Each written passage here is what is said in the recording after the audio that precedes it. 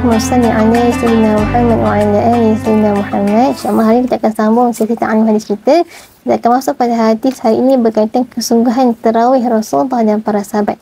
Hadisnya agak panjang, kita cuba mendengar dan baca insyaAllah. Hadis ini adalah an Urwah bin Zubair anna Aisyah akhbarathu anna Rasulullah sallallahu alaihi wasallam kharaja min jawfil layli fa shalla fil masjid.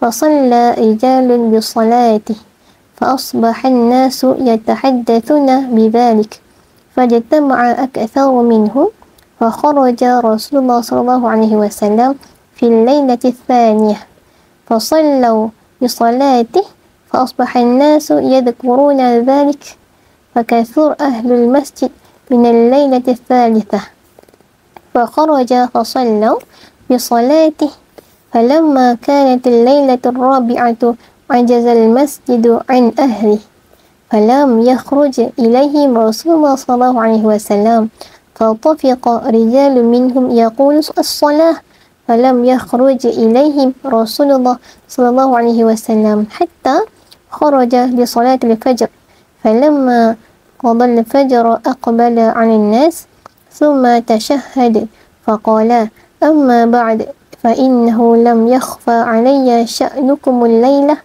ولكني خشيت أن تفرض عليكم صلاة الليل فتعجروا عنها. Maksudnya apa? Daripada Urwah Ibn Az-Zubair beliau menceritakan bahawa Aisyah pernah memberitahunya bahawa Rasulullah SAW keluar pada satu malam di bulan Ramadan ke masjid lalu menunaikan solat, yakni solat qiyam pada bulan Ramadan dan solat tarawih. Beberapa lelaki yang kebetulan berada dalam masjid ikut sama bersolat dengan baginda. Besoknya orang ramai bercakap-cakap tentang hal itu menyebabkan lebih ramai berkumpul di masjid pada malam yang kedua. Rasulullah SAW keluar pada malam yang kedua untuk menunaikan solat dan orang ramai tu bersolat dengan baginda. Esoknya pula orang ramai menyebut-jebut lagi hal itu menyebabkan semakin ramai yang datang ke masjid pada malam yang ketiga. Rasulullah SAW keluar lagi pada malam yang ketiga untuk menunaikan solat dan orang ramai turut bersolat dengan baginda. Pada malam yang keempat, semakin ramai yang datang sehingga masjid menjadi sempit, penuh sehingga tidak dapat menampung orang ramai. Namun, pada malam yang keempat itu Rasulullah SAW tidak keluar walaupun beberapa lelaki melakukan solat kan, baginda tetap tidak keluar sehinggalah apabila menjelang subuh barulah baginda keluar untuk menunaikan solat subuh. Selesai mengerjakan solat subuh, baginda menghadap orang ramai dan berucap kepada mereka, sesungguhnya aku mengetahui keadaan kamu malam tadi, namun aku sengaja tidak keluar untuk mengerjakan solat bersama kamu kerana aku bimbang akan difardukan ke atas kamu solat malam lalu kamu tidak mampu mengerjakannya. Masya Allah. Hadis ini adalah hadis sahih. Okey. Hadis ini menggambarkan kepada kita apa dia? Situasi asal solat tarawih itu sendiri. Asalnya Nabi melakukan solat tarawih secara bersendirian. Tapi lepas tu para sahabat mengikut Nabi, maka lama makin ramai kan mengikut Nabi sehingga Nabi rasa bimbang, takut-takut Allah memfardukan, Allah mewajibkan solat malam ini kepada umatnya. Sebab itulah Nabi meninggalkan sekejap para sahabat tak pergi pada malam yang keempat itu untuk bersama-sama solat. Sebab Nabi risau akan difardukan solat malam tersebut. Dan kita dapat lihat juga bagaimana kegembiraan, keseronokan, seterujanya para sahabat solat bersama Nabi pada malam-malam hari tersebut. Okay? Dan makin hari makin ramai. Kan? Kalau kita tengok pada situasi kita dekat sekarang kan, itu perkara yang kalau boleh kita cuba ubah, iaitu bila kita tengok biasa kat kita hari yang awal-awal Ramadan sangat penuh, ramai sangat orang bersemangat kan, tapi dekat hujung-hujung dah makin kurang. Benda ni yang perlu kita ubah. Biarlah daripada awal kita bersemangat sehingga ke hujung kita bersemangat untuk kita menghidupkan malam-malam Ramadan, antara dengan solat tarawih dan sebagainya. Okay? Dan keseronokan mendirikan solat tarawih dapat diperhatikan dan dinukilkan juga dalam beberapa riwayat. Ada juga yang diceritakan oleh As-Sa'id ibnu Yazid. Kata apa? Umar ibn al-Khattab telah memerintahkan Ubay ibn Ka'ab dan Tamim ad-Dari untuk menjadi imam, yang mendirikan tarawih sebanyak 11 rakaat. Dan setiap mereka membaca ratusan ayat sehingga ada dalam kalangan kami yang boleh bertongkat disebabkan panjangnya qiyam mereka. Dan kami tak bereda melainkan setelah beberapa ketika hampir masuknya waktu subuh. Dan Imam Malik juga ada menceritakan,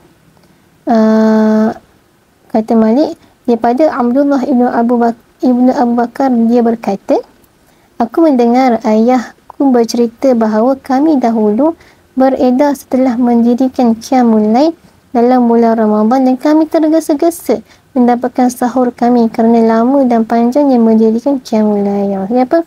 Mereka menghidupkan malam, qiyamul lail, tarawih dan sebagainya sehingga dah hampir-hampir ke subuh. So nak sahur tu mereka tergesa-gesa, maksudnya mereka lama dalam menghidupkan malam tersebut. Masya-Allah. Ini malah sebahagian salaf merasakan bacaan yang pendek dalam solat tarawih adalah satu perkara yang ringan bagi mereka. Kan, kalau kita nak lagi ringkas kan, lagi kita nak kan, masya-Allah. Tapi tak apalah, yang penting kita buat jugalah kan. Ada perkara yang diceritakan oleh Abdul Rahman Ibnu Hurmuz yang mengatakan, sesungguhnya para imam itu akan mendirikan solat tarawih dan membaca surah Al-Baqarah dalam tempoh 8 rakaat. Okay? Namun sekiranya ada dalam kalangan mereka yang membaca surah Al-Baqarah dalam tempoh 12 rakaat, orang ramai akan merasakan imam telah meringankan. Yang ini memendekkan bacaan dari biasa. Masya Allah. Okay. Ada juga yang dikata kata Imam Imran Ibn Hudair, sesungguhnya Abu Mijlas mendirikan qiyam mereka dengan komuniti tempatnya di bulan Ramadan.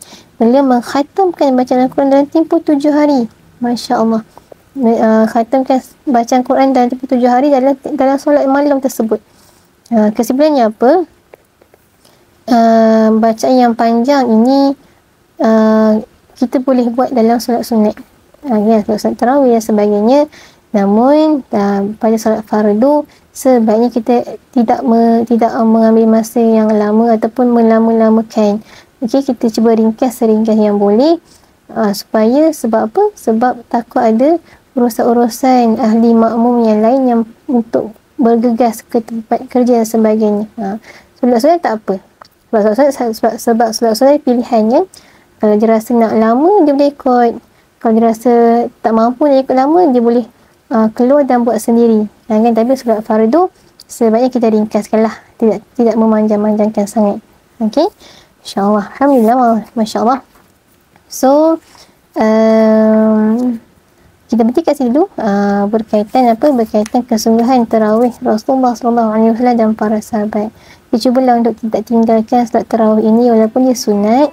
Paling kurang pun kalau kita tak ada waktu yang kita tak sempat untuk solat secara berjemaah dekat surau ataupun masjid, kita buatlah sendiri. Okey, baik, satu hari tu kita tak tinggal tarawih yang setiap malam tersebut. Okey, insya-Allah. Okey, kita berhenti kat sini, insya-Allah. Kita insya-Allah jumpa lagi pada hari-hari yang lain. Allahumma shalli ala sayyidina Muhammad wa ala ali sayyidina Muhammad. Assalamualaikum warahmatullahi wabarakatuh.